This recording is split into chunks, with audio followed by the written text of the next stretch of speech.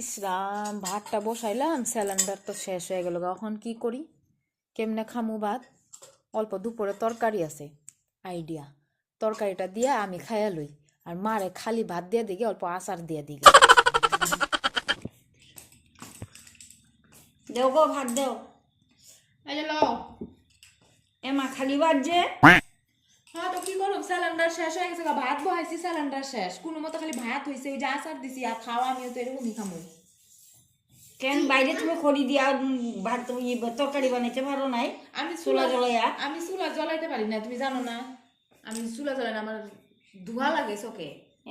এখন কত ফ্যাশন বউ গো। আগের দিনে আমরা কত খড়ি দিয়া ভাত রান্না করে খাইছি, আর এখন তুমি সিলিন্ডার লাগে। সিলিন্ডার না হইলে হয় না। হয়েছে তাহলে তুমি রাইন দেখাও গা চুলাতে জ্বলিয়ে। আমার চোখে ধোঁয়া লাগে, আমি চুলা জ্বলাইতে পারি না। দাও তাহলে খাইতে লাগবো না ভাত, থাক। খামই না, যাও।